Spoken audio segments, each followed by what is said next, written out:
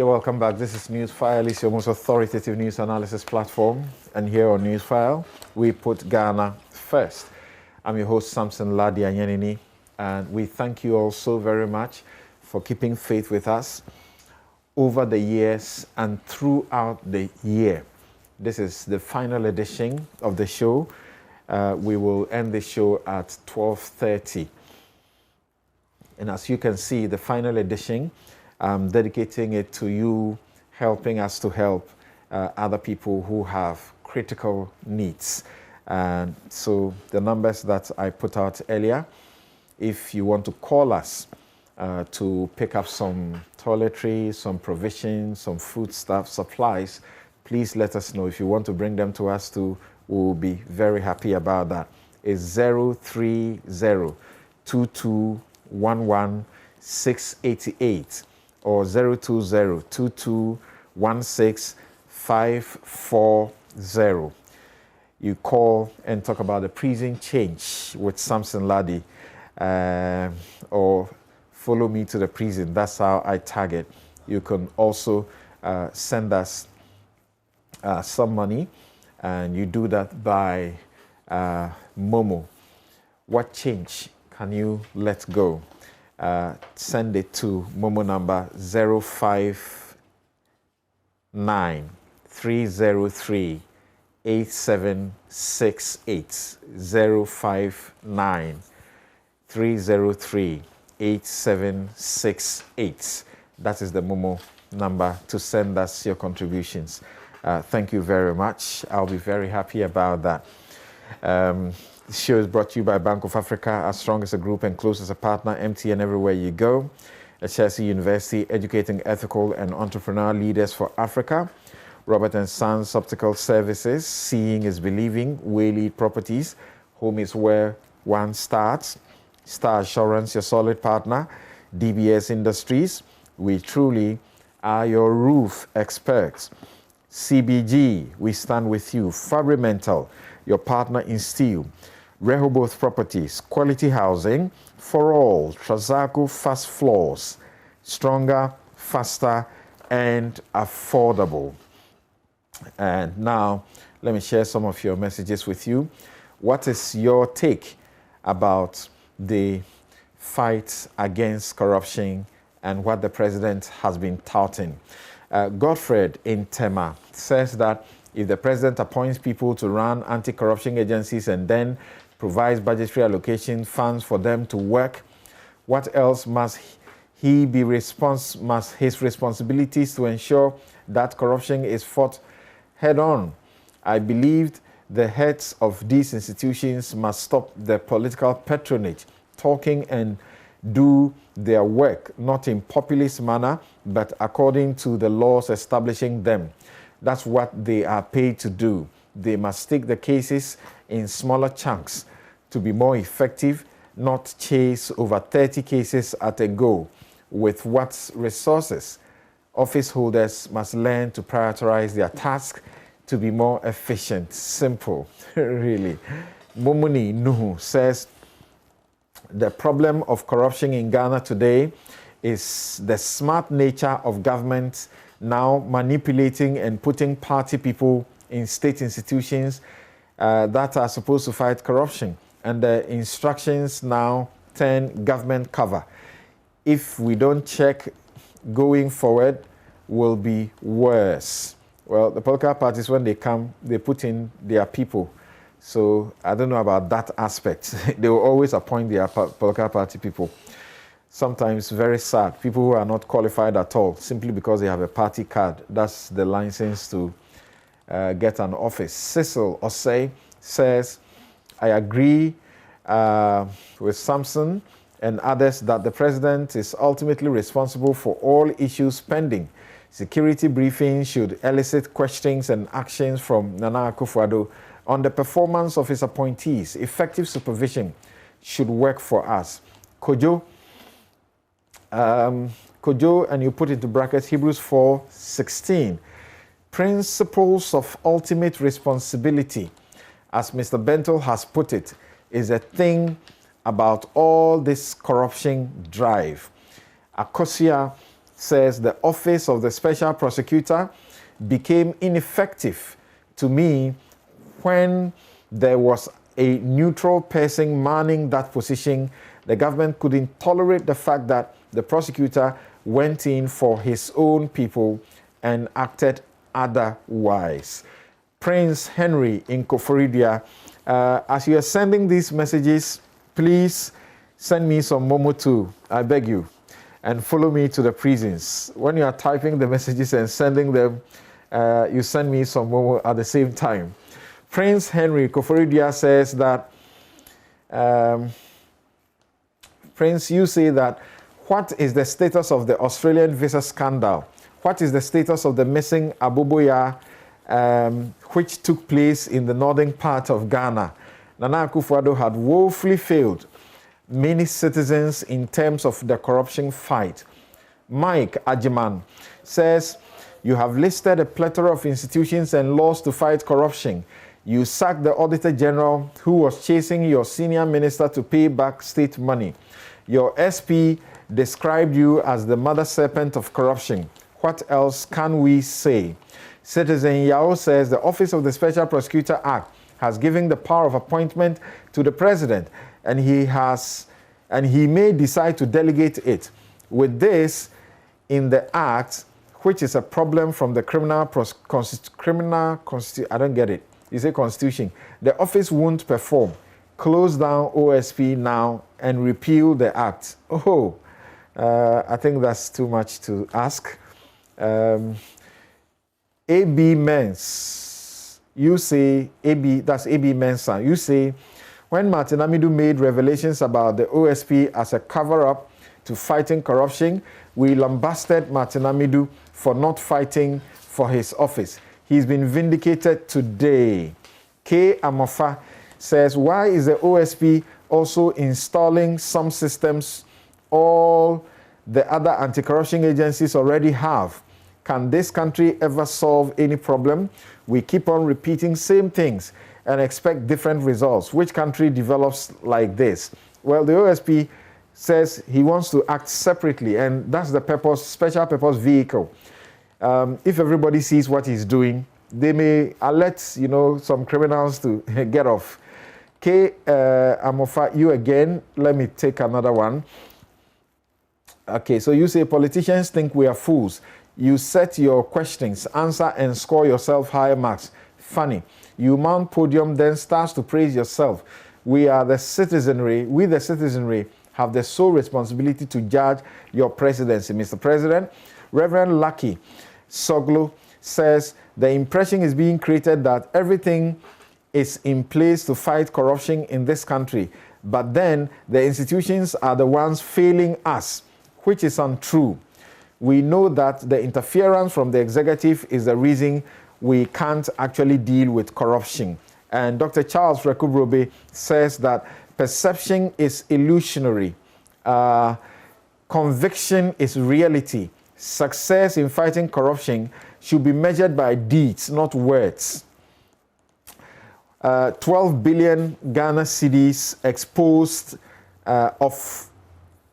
public sleaze is sobering measure of abject failure.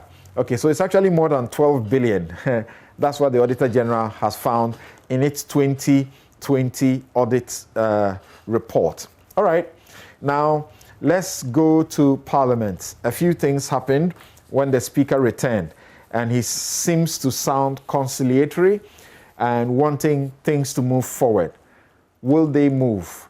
Will the two sides take a cue in that regard? Let's listen to the Speaker briefly and return to have this discussion. I will not, and I mean what I say, I will not superintend over a parliament to frustrate or obstruct government business. I will not, and I mean what I say, I will not superintend over a parliament to frustrate or obstruct government business.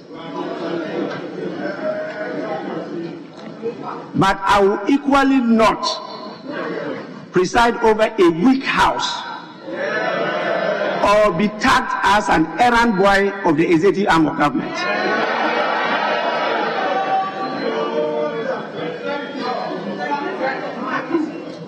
This house is fully focused in discharging its mandate and will do so without any fear or favor, affection or ill will in ensuring the ultimate best interest of the Ghanaian people is served. The failure to register an objection for a lack of quorum does not mean decision taken on that day are invalid, are wrong, or not legitimate. It is my belief that Honorable Papa Osu Ankuma premised this view on a point of law.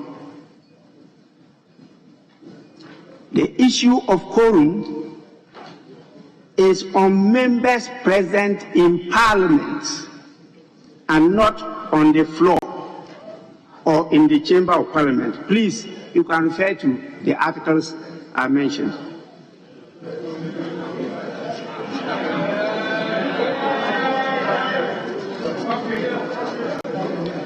Similarly, the actions of the House on Tuesday, 30th November 2021 bring into sharp focus the powers of a Deputy Speaker vis-à-vis that of the Speaker.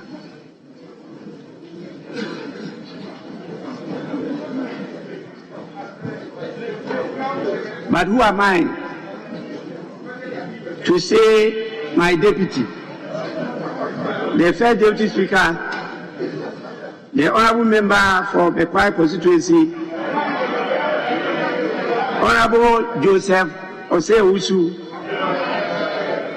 the wise,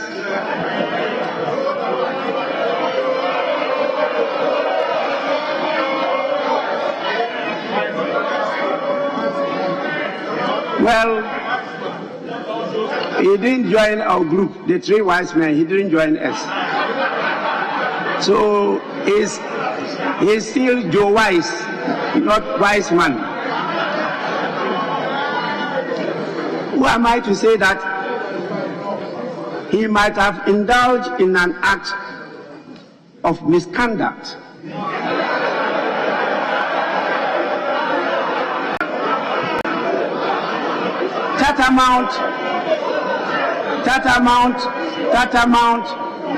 Tantamount to insubordination.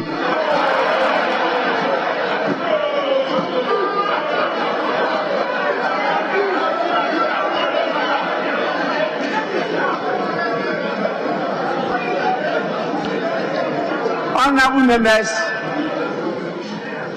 we are however faced with a serious challenge because of the attempt of the country to marry the two different systems, the Westminster model and the presidential system. The actions of the House on Tuesday, 30th November 2021 bring into sharp focus the powers of a Deputy Speaker vis-à-vis that of the Speaker.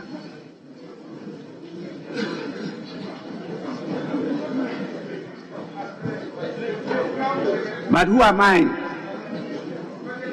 to say my deputy, the first Deputy Speaker, the Honourable Member for Bekwai constituency, Honourable Joseph Osei-Usu, the wise. So Speaker Album SK Bagbin is back, and his instructions are that he says that he has met leadership, he has met people in government and so on, and this is what he expects. So I'm reading the last part of the statement that he read. So he took time to take record of everything that has gone on so far, indicts his deputy for doing the wrong thing in counting himself, to form a quorum, to pass, to rescind, as it were, to reject the budget that had been rejected, so to speak, and to restore it. So he said, in that vein, the leadership and I agree the following steps be taken. 1, the minister responsible for finance comes before the House with an amended statement of the budget with the said modifications and concessions. As you have followed, some concessions have been made and modifications have been made. The minister has written a letter to that effect. So he says he should come back with an amended budget that captures these developments. 2, these modifications and concessions will then be adopted by the House, and the revised document with the estimates will stand committed to the various committees of Parliament. And 3, I am aware the committees have begun consideration of the estimates. It would thus be their responsibility to reconcile the revised estimates with what they have hitherto considered and submit a report for the consideration of the House. And he urged them to continue to strengthen their channels of communication, foster dialogue, encourage broader stakeholder consultation, and allow the process that they have started, they have adopted for the democracy of Ghana to thrive. So, Kofi, let me start with you on this. How do you see Parliament resolving everything that has occurred so far? There were fears that there will be another motion when he returns and so on. It does appear that will not happen. Well, the Speaker has engaged in what I call elegant ambiguity. He has said a lot of things, supposed to have clarified some things, but concluded exactly where we started. It is not clear what should be done going forward. He is asking for the minister to represent the budget. He's still saying that what Joe Wise did was not necessarily wrong. I'm not even sure what he means by that. Because make a note that the Speaker agrees with me. Last week I said that Joe Wise shouldn't have counted himself because there was a sequencing issue. Now, there are matters of law. If that is true, then things flow out of that. Now, what is flowing out of that is why the Speaker is saying the minister should come back. If that is so, then it means what Joe Wise and co did was moot.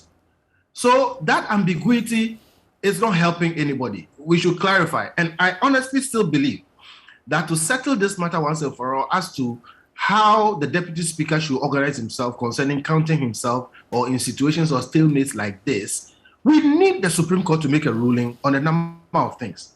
Now, are we therefore in a situation where the budget has been passed or not? Elegant ambiguity. We are not clear. The minister is going ahead and Parliament clearly is tolerating him.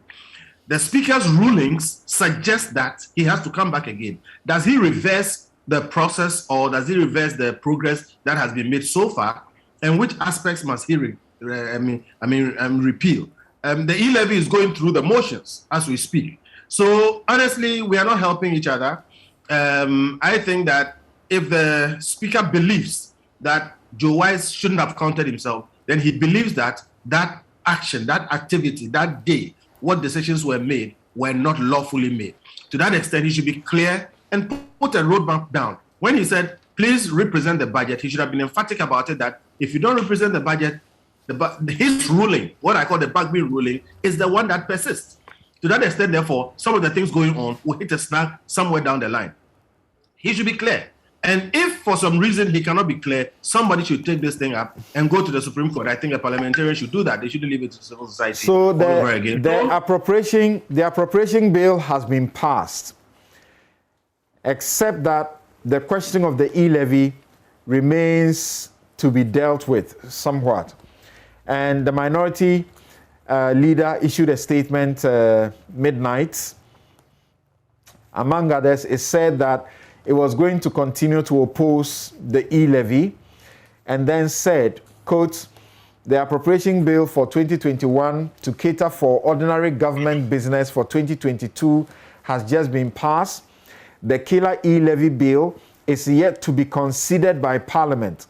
For the avoidance of doubt, the minority will continue its opposition to the e-levy.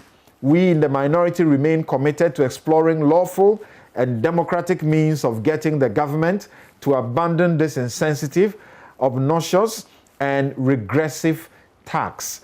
We have been informed earlier, and this is not quoting, I'll finish with him, that the telcos, MTN and Airtel, have decided to reduce their person-to-person mobile money transfers by 25% as their way of supporting consumers should the electronic transfer levy become law. Well, Samson, it is very clear to me that the e-levy has not been well thought through. You remember the last week or so when I mentioned the issue of the 241 million, which was going to be spent to collect it, and the fact that even at that point, it wasn't clear how or who was going to do that. Now that has changed. I hear it's going to be GRA, which I think is the proper thing to do. A number of tinkerings going on. There were negotiations about the rate, and now we are back to the telcos must reduce, their charge. Clearly, the e-levy hasn't been well thought through. There have been hasty consultations here and there, and that e-levy thing is we're not going to gain as much as they are saying it will gain. The research is there, okay, and it's going to do some damage to the digitalization. There are all kinds of issues around e-levy, but the fundamental issue is not to go into e-levy itself as a matter. It is, are we on the path of law? Is what we are doing proper? Is the budget passed or not? The appropriations going down and whatever, is it proper? I mean, I don't have a problem if it is properly being done and some of the decisions don't go in a way that I like. I worry about us doing things properly, doing things right. And back to what Speaker Bagbin said, he clearly made the point that some of the things that have happened are unlawful. They were not properly done. They are procedurally erroneous. They are anomalous. They are not right. And can we carry on just like that as if everything is fine? Everything is not fine. And it matters that we do things properly, because if we don't, we are undermining the Constitution. It will come back and bite us. So I think there must be a pause somewhere.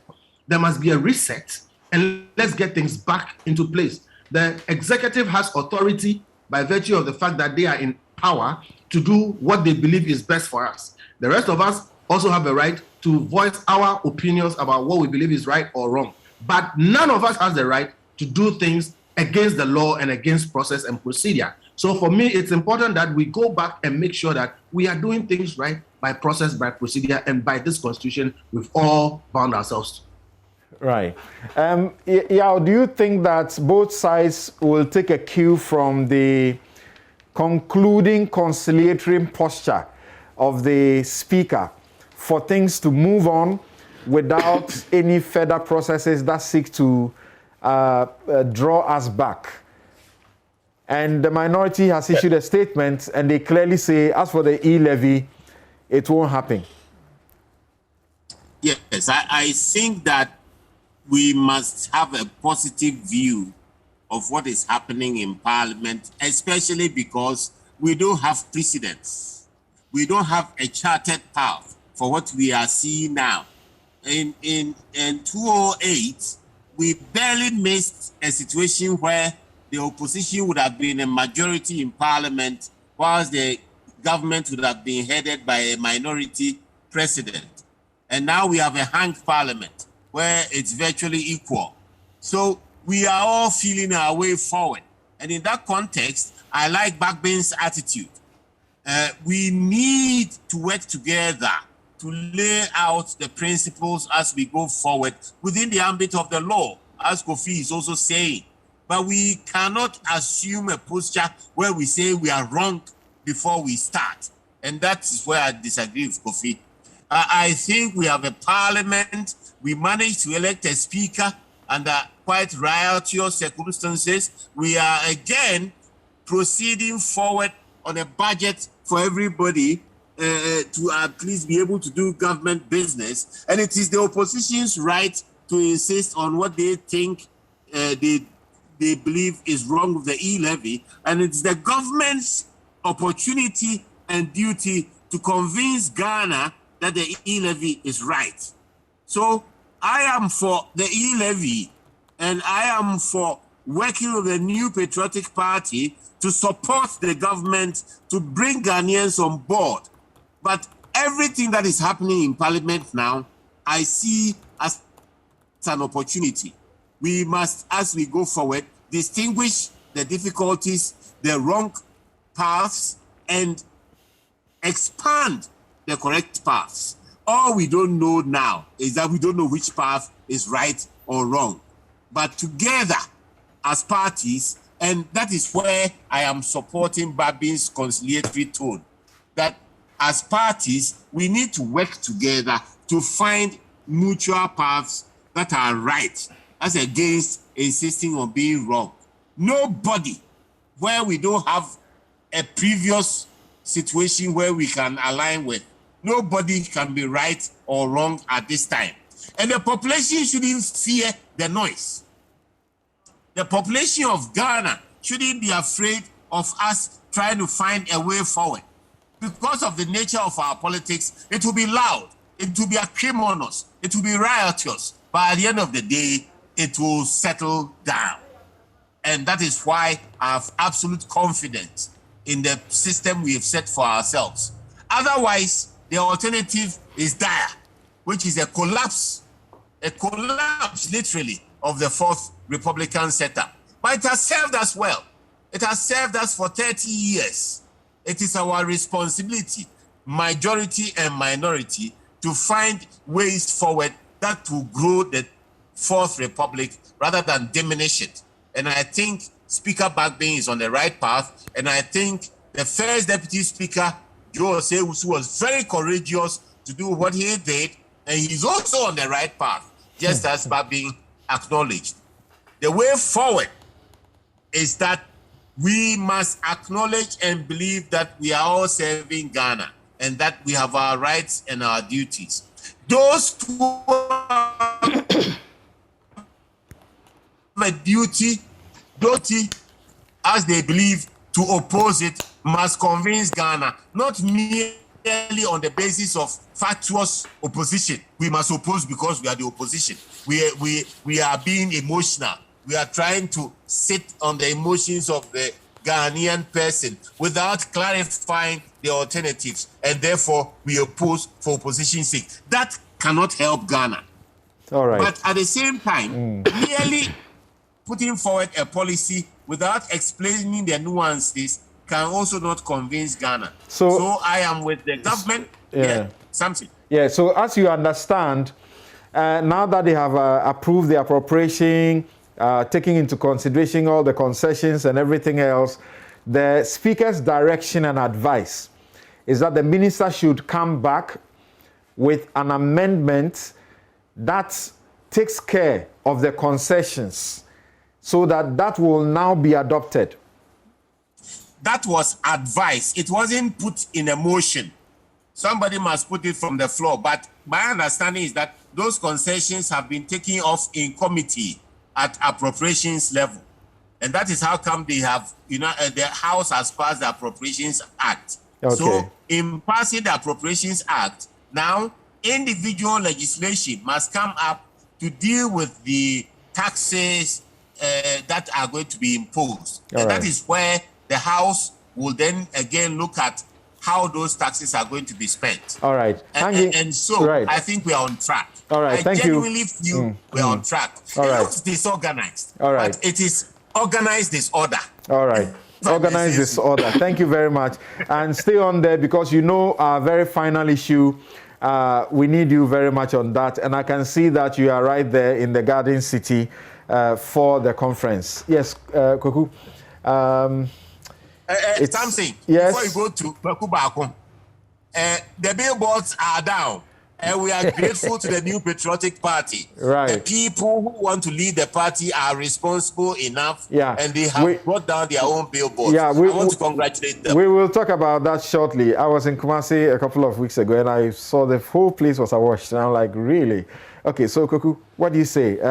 This way will see us to ending the budget debates well? You know, I'm not too sure what's going on. See, an appropriation bill passed on what basis? There must be an approved budget before you trigger committees working on estimates and appropriations in order for a final point about passing the appropriation bill. I don't know. I'm a bit cornered here because I'm not sure, and I haven't checked. I've tried some checks, nobody is responding, whether the finance minister, in response to the proposal of the speaker, returned to the House with modifications. Don't forget there had been an earlier letter of modification. He has not gone back yet. The speaker was talking about the letter he received and then made the suggestions. Yes, so... See, he says, don't come with a letter. Incorporate it into an amended budget. Which budget drove the committee's work relative to estimates and eventually the plenary passing the appropriations bill? Which budget? Which one? The one that was rejected or the one that was approved? So, you know, point 2, he said that these modifications and concessions will then be adopted by the House, and the revised document with the estimate will stand committed to the various committees of Parliament. Then he ended by saying, I am aware the committees have begun consideration of the estimate. It will thus be their responsibility to reconcile the revised estimate with what they have hitherto considered and submit a report for the consideration of the House. The committees had already started work on the estimates. That's right. What was it on? That budget. Which budget? The one that was restored. So what was all the noise about? Because see, let me tell you something. In terms of parliamentary practice, when a budget is approved, even unanimously,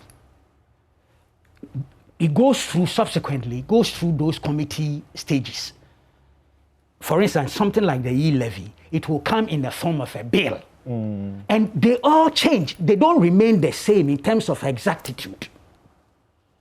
At the end of the day, the sequencing, the approval of the principles and the policies, which is the budget, even if it's unanimous, by the end of the day, when it comes to passing the appropriation bill to make it an act, it is not the same.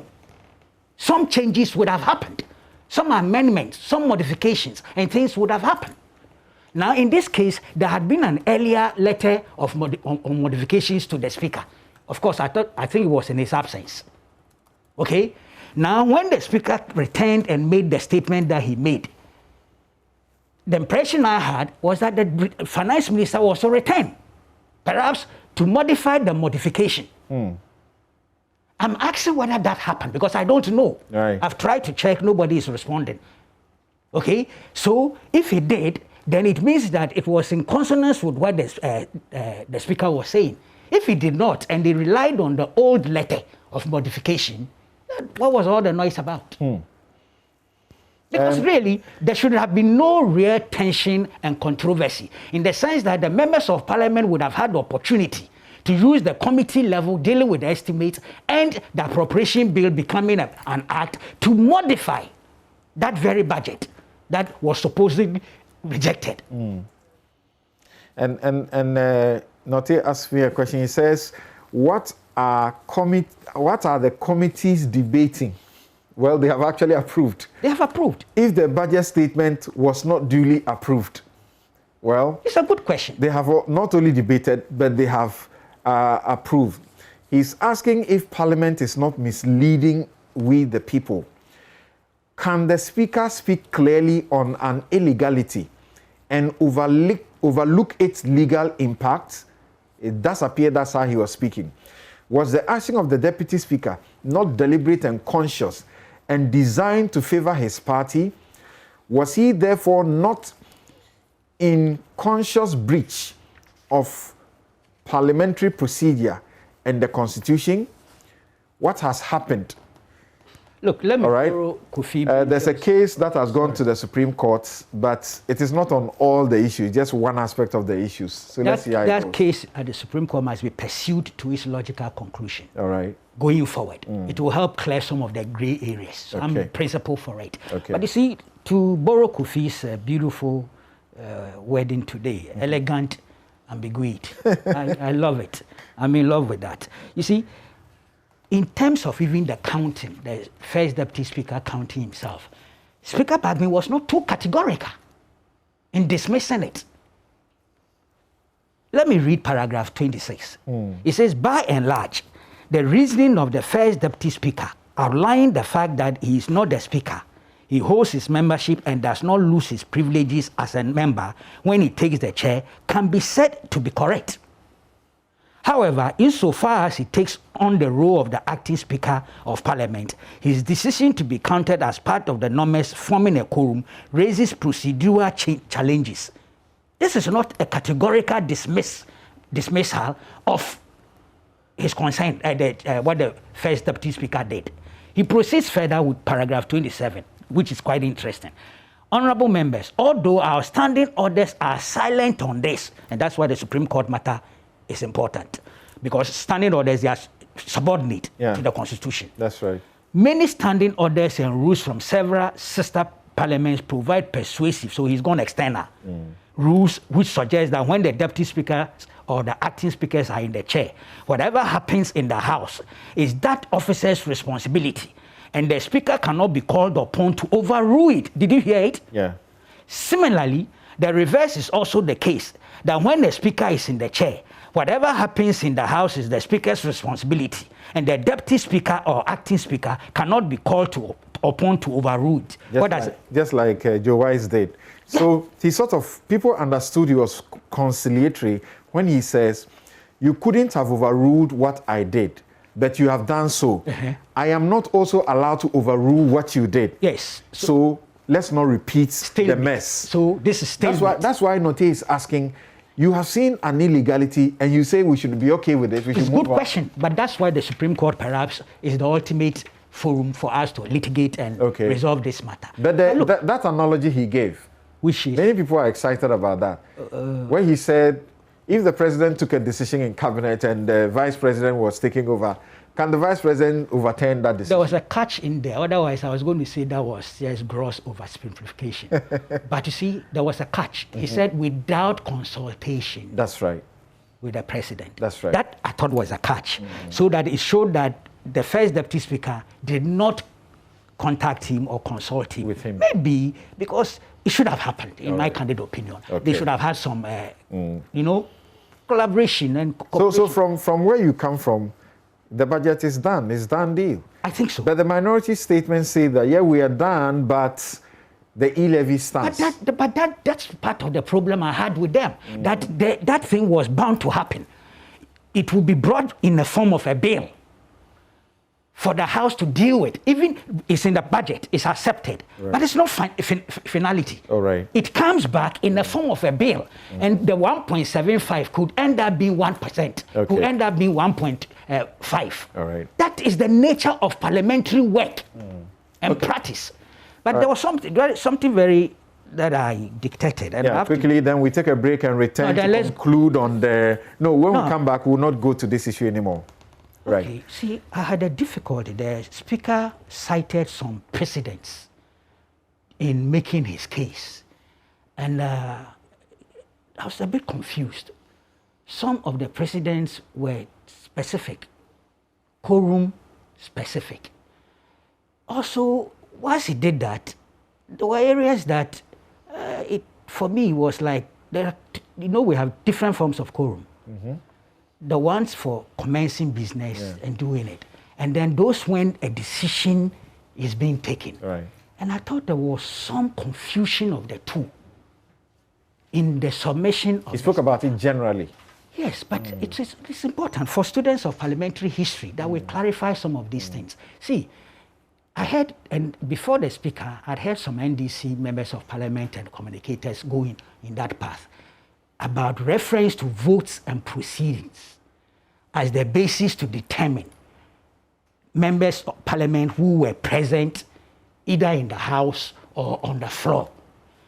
I have a difficulty with what the speaker did, and I found something very significant. In all the precedents he cited, he did not mention December 22nd, 2015 incident. What happened? Which is the most important of all these matters.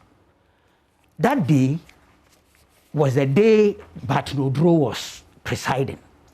They were dealing with the 1 billion sovereign bond. Martin Odro was first deputy. First deputy. And they concluded virtually. Head count was, votes were taken. And Bagbin, majority leader then, raised an issue with what was happening in Parliament. And actually, at the end of the day, Bagbin's argument, and I'll read that portion. See, it says, Mr. Speaker, we are 275 members. Half of that is 138. Mr. Speaker, I believe that we are more than 138, so we satisfy the constitutional provision. Therefore, it is incumbent on Mr. Speaker, to announce the results. The counting then was done. When the counting was done, the ayes had 66, that's the government side. And then the noes had 67. Abstention was nil. When then the first deputy speaker comes in, he says, if you add the two, we have 133. Half of our figure is 138. Therefore, it is defeated. Though Ajawo came in to take charge and resolve the thing, this telling the whole world through on the parliamentary floor that was the first time the House had been confronted with that situation. Now listen to Do Ajawo. He says there is a quorum to do business, and that is 1/3 of the House, and there's a quorum to take a decision. So we need to draw a distinction between the quorum to do business and the quorum to take a decision. The quorum to take a decision is regulated by Article 1041, so and so. Right. The fundamental question is that the time that the vote was taken, did we have at least half of the honorable members present?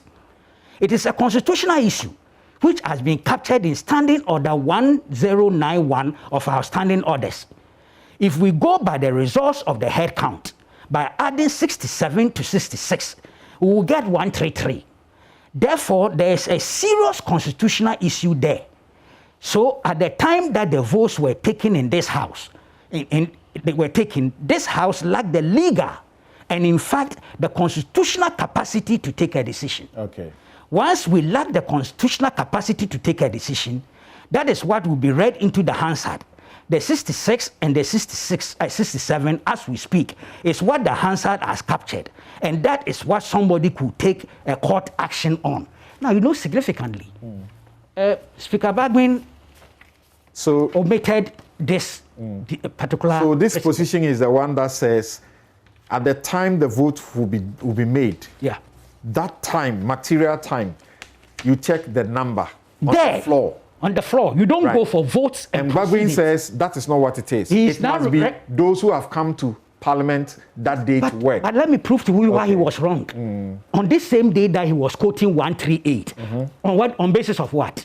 He said we are 275. Right. Okay? On that day, this is the votes and proceedings for that particular day. Okay. The members present were 256. Okay. 19 absent. All right. So if we're talking about what he was saying, votes on things, then the number they needed was 128 and not 138. Okay. I don't know if you get my drift. I get you. All right. Interesting things that have taken place in our parliament. We are taking a break, and when we return, we will go to the Ashanti region to check what is going on there. The NPP has a number of things he wants to do. Some individual members have proposed some amendments to their constitution. Will those carry?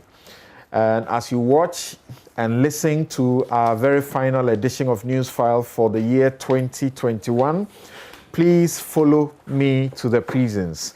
Prison Change with Samson Ladi. Please, the Momo line is 059 303 8768. Take down that Momo number as you see on your screens. And for those of you listening by radio, once again, 059 303 8768. And spare your change with me as I go to the prisons. If they come out of that place feeling loved, and if they come out of that place really rehabilitated and transformed, it is to all of us our best interest. And of course, there are people on remand. They have not been found guilty for doing anything just because somebody has not picked them to their next date in court. They are in prison and spending forever there. So we want to see how we can help. And you can call to Joy FM, or if you're in Kumasi, call to Love FM and indicate that you want to support the Prison Change with some supplies, food items, or toiletries, or any provisions that you want to give. Meanwhile, you can send message. For those of you who are sharing the flyer, which contains the Momo number, thank you so very much. On Facebook, I can see Alvis Paul has shared it. Avaji Solomon, you are all asking people to contribute. Fuseina Isa, Patrick Ofori, Kate Paul, Young Makal, Joseph Kojoentri, James Aite, Cordelia Ama Selome, Kofi Adade, Ayuba Ibrahim Abednego, Kechre KN Ampofo, Johnson Walanyo Amudi, Efa Ajman Brako of Chebi Apapam, thank you all. Tahiru Ibrahim, Solomon Adumako Ansa, Etiahene Kojo, Gar Paul, Onza Yin, Angela Ajayi, Lawrence Ayi Ablo, Frank Ofori, the Chelsea man. Thank you also, Matanko Osman, Kofi Owusu Adame, that's my producer there, and John Hobson. Thank you. John Hobson says, this is one project I am excited about. If for nothing, it brings to the forefront the injustice being done in our justice system. Donate, for there are some in there who should not be there. Thank you. Please donate. We'll be right back.